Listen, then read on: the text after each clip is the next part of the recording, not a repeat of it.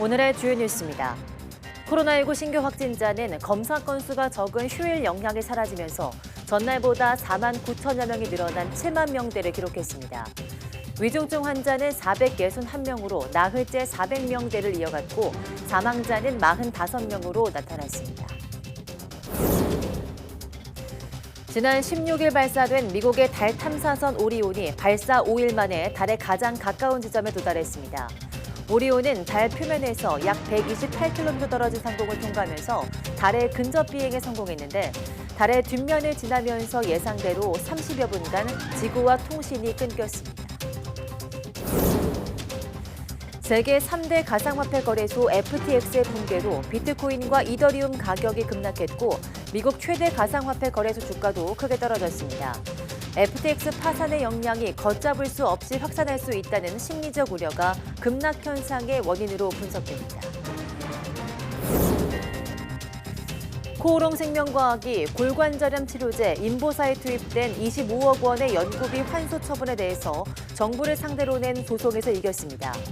인보사는 식약처 허가 당시 제출한 자료와 다른 성분이 포함돼 허가가 취소됐는데 정부가 약 개발에 지원된 연구비도 환수하려 하자 코오롱 측은 부당하다며 소송을 냈습니다. 인도네시아 서자바주에서 규모 5.6의 지진이 발생해 최소 162명이 숨지고 10,000명이 넘는 이재민이 발생했습니다. 불의 고리에 속해 있는 인도네시아에서는 지난 2월에도 수마트라 섬 서부에서 규모 6.2의 강진이 발생해 20여 명이 목숨을 잃었습니다.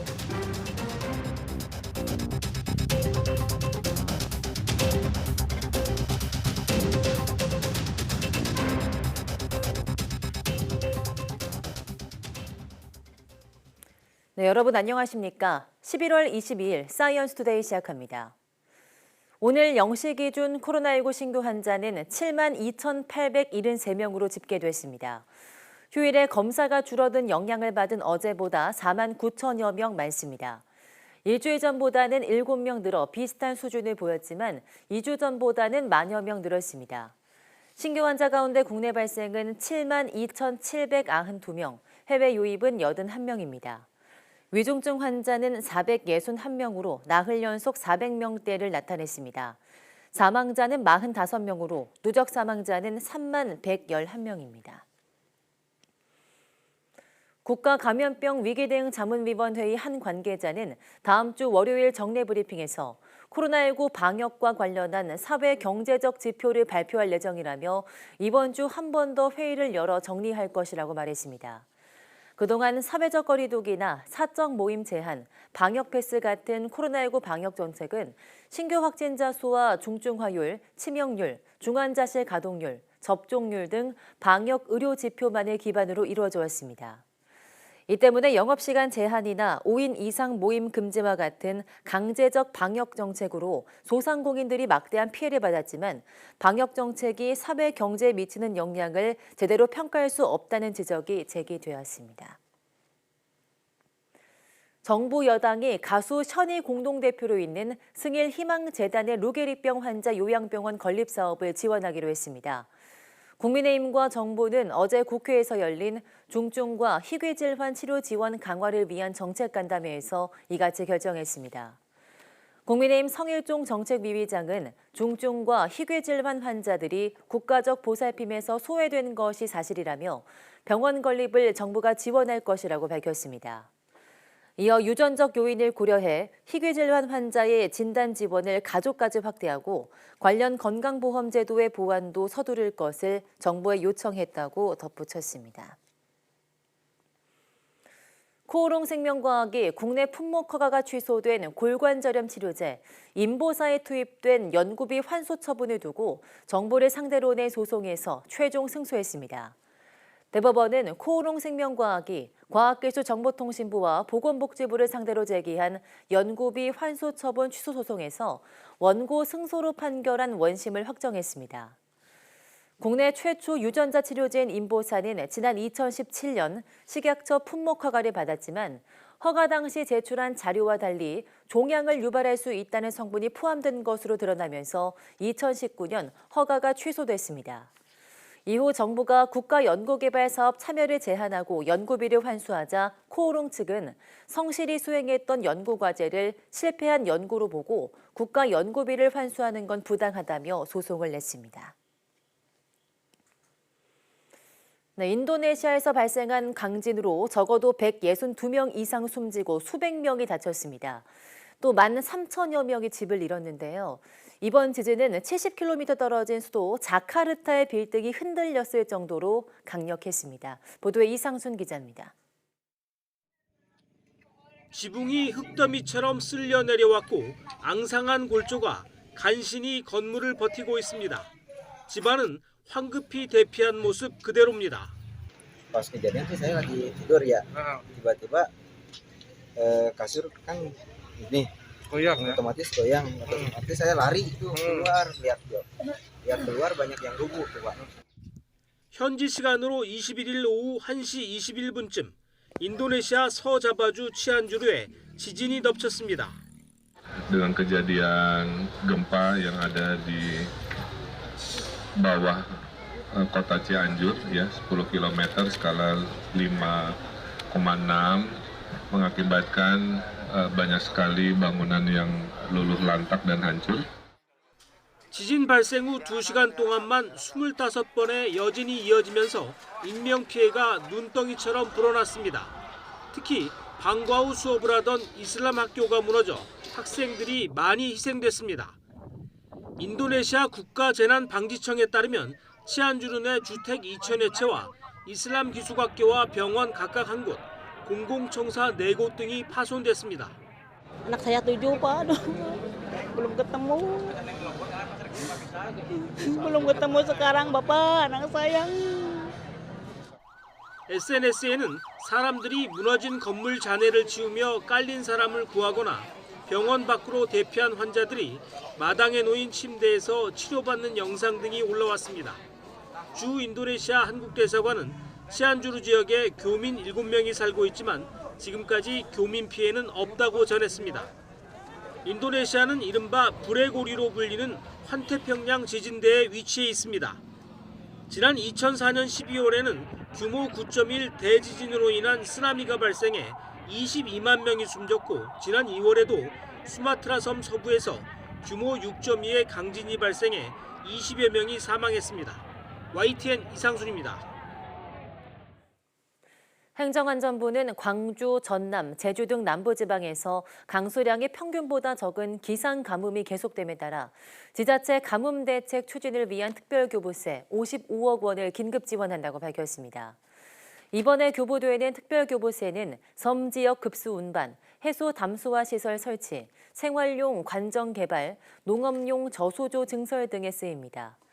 행안부는 가뭄이 발생하는 지자체와 함께 정부 합동 가뭄대책회의를 매주 열고 있습니다. 남부지방의 최근 6개월 누적 강수량은 687mm로 평년의 68.9% 수준입니다.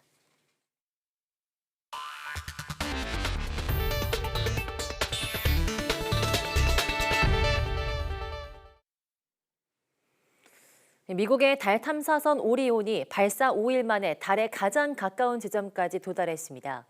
오리온은 지구의 가장 먼 곳까지 항해할 계획인데요. 유인 탐사선이 같은 항로를 이용할 경우 인류는 반세기 만에 새 역사를 쓰게 됩니다. 김선희 기자가 보도합니다.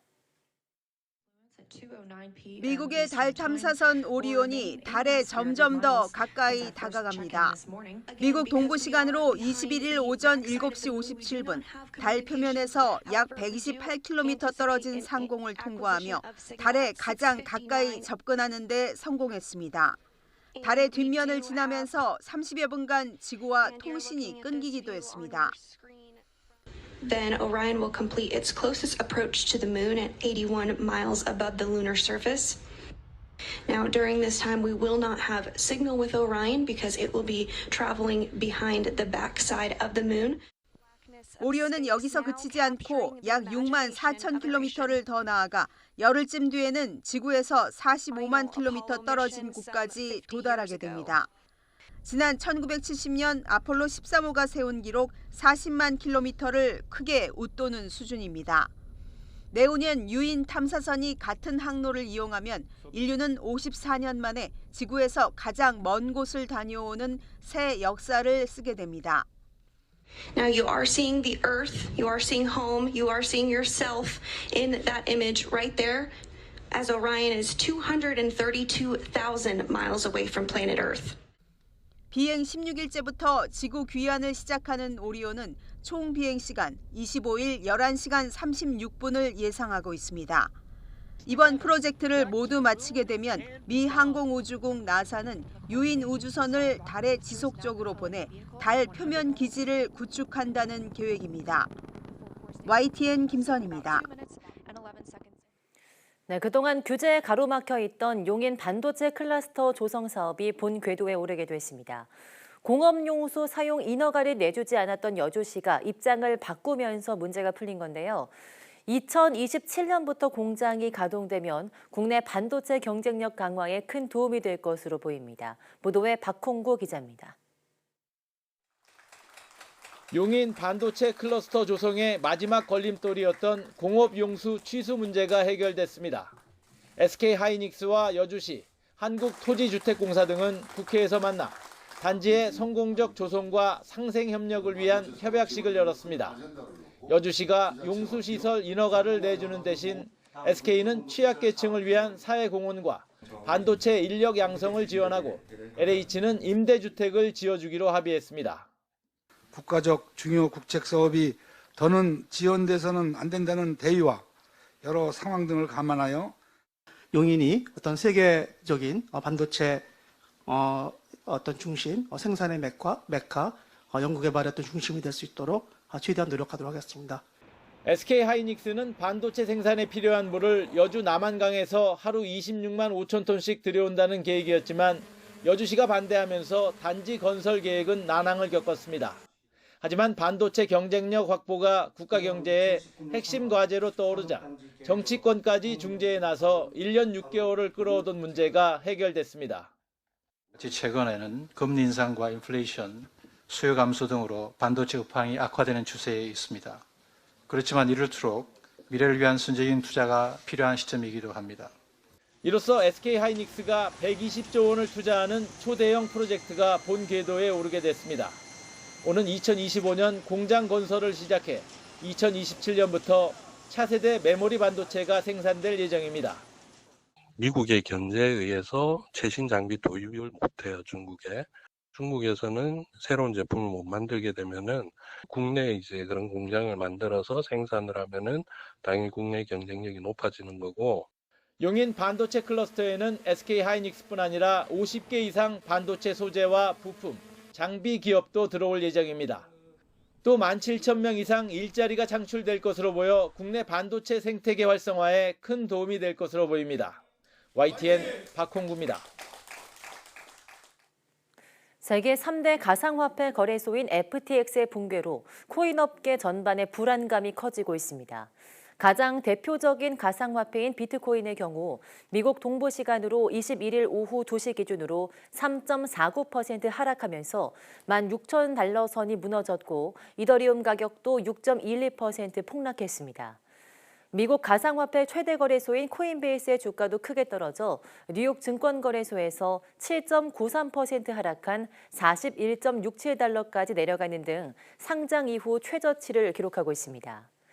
이 같은 가상화폐 가격 하락과 거래소 주가 급락은 FTX 붕괴 영향이 확산할 수 있다는 우려 때문인 것으로 분석됩니다.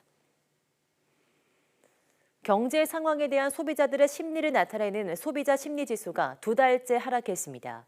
한국은행이 발표한 11월 소비자 동향 조사를 보면 소비자 심리지수는 지난달보다 2.3 떨어진 86.5로 집계됐습니다. 주택가격 전망은 7개월 연속 하락하면서 역대 최저 수준인 61로 내려앉았습니다. 6개월 후 금리가 더 오를 것으로 전망한 사람은 소폭 증가해서 지난 7월 이후 최고치를 기록했습니다. 유통업계가 2022 카타르 월드컵 대목을 준비하느라 분주합니다. 특히 올해는 위축된 소비 심리와 이태원 참사 추모 분위기를 고려해서 집에서 경기를 보는 이른바 집관족을 겨냥한 맞춤형 마케팅이 눈길을 끌고 있습니다. 윤혜리 기자입니다. 올해는 온거리를 붉은색으로 수놓았던 붉은 악마 응원전을 보기가 쉽지 않을 듯 싶습니다. 대한축구협회가 이태원 참사 추모 분위기에 거리 응원전을 부담스러워하기 때문입니다. 길거리 취소가 되고 응원을 하고 안 하는 거는 각자의 목이겠지만 좀 더 그래도 숙연하게 조금 집에서 이렇게 경기를 관람하는 것도 나쁘지 않다고 생각합니다. 월드컵 특수를 놓칠 수 없는 유통업계로서는 이런 분위기를 고려한 마케팅에 나설 수밖에 없습니다. 특히 집에서 경기를 시청하는 이른바 집관족을 겨냥한 상품을 속속 내놓고 있습니다. 한 편의점은 손흥민 선수 소속팀과 협업한 토트넘 신발튀김을 선보였습니다. 모양이 독특하고 포장도 간편해 축구 팬들 사이에서 입소문을 타고 있습니다. 신발튀김이라는 좀 모양을 이색적으로 보시는 분들이 좀 많아서 실제로 11월 치킨 판매 중에서 토트넘 신발튀김이 가장 판매율이 높습니다. 올해 경기 침체로 실적이 주춤했던 전자제품 업계는 월드컵을 계기로 매출 반등을 기대하는 분위기입니다. 4분기에 월드컵이라는 대형 스포츠 이벤트로 TV 등의 가전 실적 회복을 기대하고 있으며 실제로 전자랜드 TV 판매 수량은 월드컵 개막 직전 2주 대비해서 95% 증가했습니다. 한 이커머스 업체는 월드컵을 맞아 대형 TV를 최대 30%까지 할인 판매하고 있습니다. 인기식품과 대형 TV를 합리적인 가격에 구매하시고 집에서도 즐겁게 관람하시길 바랍니다. 손흥민 선수를 내세운 스타 마케팅에 승부를 건 곳도 있습니다. 커피 프랜차이즈 업체는 증강현실로 만들어진 손흥민 선수와 인증사진을 남기는 이벤트를 열었습니다. 이렇게 손흥민 선수와 함께 찍은 사진을 개인 SNS에 올리면 매장에서 쓸 수 있는 500원 할인 쿠폰을 받을 수 있습니다. 손흥민 선수를 모델로 기용한 편의점이 진행하는 토트넘 경기 직관 이벤트는 벌써 경쟁률이 2000대 1을 넘었습니다. 고물가에 위축된 소비 심리와 추모 분위기 속에 떠들썩한 마케팅을 찾아보긴 어려워졌지만 태극전사들의 선전을 기원하는 열기는 식지 않았습니다. YTN 윤혜리입니다. 네, 올해 주택분 종합부동산세 납세자는 122만 명으로 처음으로 100만 명을 넘었습니다. 5년 전과 비교해 4배의 수준으로 급증했는데 같은 기간 1세대 1주택자는 6배 이상 늘어서 종부세가 더는 부자 세금이 아닌 중산층 세금이 됐다는 지적이 나오고 있습니다. 보도에 오인석 기자입니다.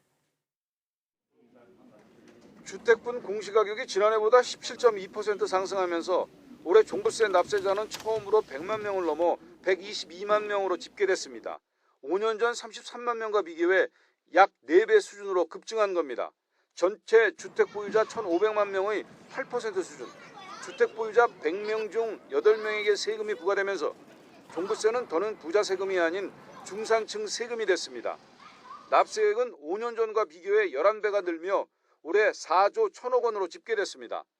1세대 1주택자의 경우 납세 인원은 5년 전보다 6배 이상, 세액은 16배 이상 급증했습니다. 공정시장 가액 비율이 60%로 떨어지면서 올해 1세대 1주택자는 평균 109만 원, 다주택자는 393만 원의 종부세가 부과됩니다. 다주택자 50만 명은 2조 원, 법인 6만 명은 1조 4천억 원의 종부세를 내야 합니다. 개인 주택분 종부세는 주택 공시가격 합산액이 26억 이하인 납세자가 전체 인원의 98%, 납세액의 72%를 차지했습니다. 1세대 1주택자 중 절반 이상은 고령자와 장기 보유자 세액 공제 제도에 따라 종부세가 50만 원 이하로 과세됩니다. 1세대 1주택자 특별공제 법안이 국회를 통과하지 못해 약 10만 명이 900억 원의 종부세 감면 혜택을 받지 못하게 됐습니다.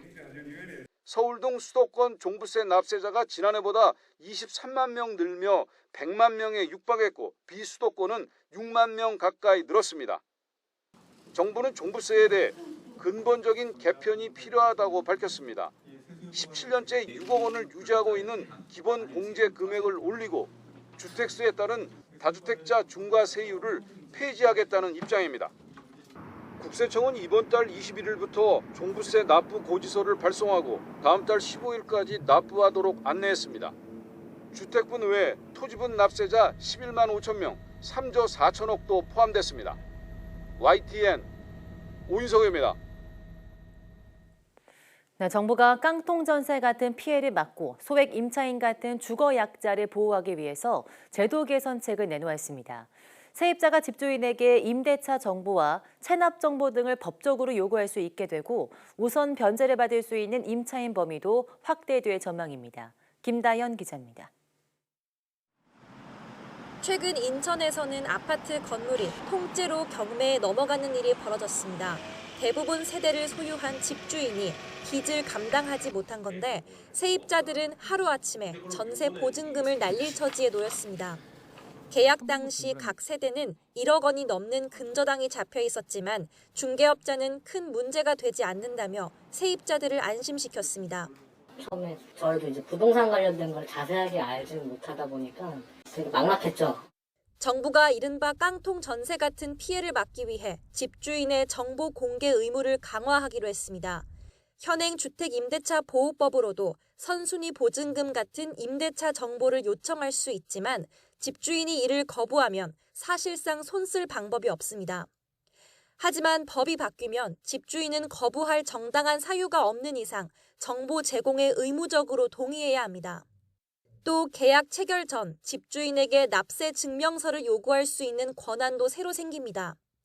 다만 권한 남용이나 개인정보 유출이 우려될 경우엔 증명서를 보여주지 않아도 되는데 정부는 법 개정으로 정보 제공에 동의하지 않는 집주인을 수상히 여기고 사전에 계약을 피하는 효과가 생길 거로 기대하고 있습니다. 임대차 계약을 체결하려는 사람은 계약 전에 자기보다 먼저 보증금을 받게 될 선순위 임차인의 정보, 선순위 채권의 정보를 확인할 수 있어서 전세 피해를 예방할 수 있습니다. 최우선 변제를 받을 수 있는 임차인의 범위도 넓어집니다. 개정안을 보면 소액 임차인 범위는 1,500만 원, 최우선 변제금은 500만 원씩 늘어납니다. 주택임대차 표준계약서 개정도 추진됩니다. 수정된 계약서엔 관리비 항목이 신설될 뿐만 아니라 전입신고 다음 날까지 집주인이 담보권을 설정할 수 없다는 특약사항도 추가됩니다. 개정안은 이번 입법 예고를 시작으로 관계기관 의견 수렴 등 절차를 거쳐 내년 시행을 목표로 하고 있습니다. YTN 김다연입니다. 네, 지난달 5대 시중은행의 가계 예대금리차 평균이 공시 이후 처음으로 0%포인트대로 좁혀졌습니다. 예대금리차가 가장 큰 곳은 NH농협은행으로 전달보다 폭이 줄긴 했지만 석 달 연속 1위를 차지했습니다. 보도에 강희경 기자입니다. 지난달 5대 시중은행의 정책서민 금융을 제외한 가계 예대금리차 평균이 0.96%포인트로 집계됐습니다. 예대금리차 비교 공시가 시작된 이후 2달 연속 감소세를 이어가며 처음으로 0%포인트대를 기록한 겁니다. 5대 시중은행 가운데 예대금리차가 가장 큰 곳은 NH농협은행으로 1.56%포인트를 기록했습니다. 전달보다 폭이 줄긴 했지만 석 달 연속 예대금리차 1위를 차지했습니다. 하나은행이 0.94%포인트, 신한은행 0.89%포인트, 우리은행이 0.77%포인트로 뒤를 이었고 가장 낮은 곳은 0.67%포인트를 기록한 KB국민은행이었습니다. NH농협은행은 정부 정책성 자금을 많이 취급해 수신금리가 낮아 보이는 것일 뿐 대출금리 자체는 가장 낮은 수준을 유지하고 있다고 설명했습니다. 이처럼 전반적으로 예대금리차가 줄어드는 이유는 최근 들어 은행에서 예금금리를 더 빠른 속도로 올리고 있기 때문으로 보입니다. 은행권 정기예금을 통한 자금 조달이 확대되면서 시장금리를 반영한 금리 인상 횟수가 많아져 지난달 대출금리 인상폭보다 정기예금 금리 인상폭이 상대적으로 높았습니다. 다만 전반적인 추세로 보면 예대금리차가 여전히 과도하다는 지적이 나옵니다. 분기별로 봐도 지난해 1분기부터 꾸준히 상승세를 이어오고 있습니다. 이에 따라 은행권의 이자 이익도 고공행진하는 추세입니다. 올해 3분기까지 국내 은행권이 벌어들인 이자 이익은 40조 6천억 원, 지난해 같은 기간보다 6조 9천억 원 증가하며 역대 최대 규모를 기록했습니다. 예금금리가 올라가는 속도보다도 대출 이자가 워낙 빠르게 상승하고 있어서 예대금리 차는 여전히 높은 수준이고요. 당분간 이제 금리 상승 추세가 지속될 것으로 보이고 있어서 금융당국의 잇따른 압박에 조금씩 줄어들고 있는 예대금리 차가 서민들의 이자 부담을 줄여줄 수 있을지 주목됩니다. YTN 강희경입니다.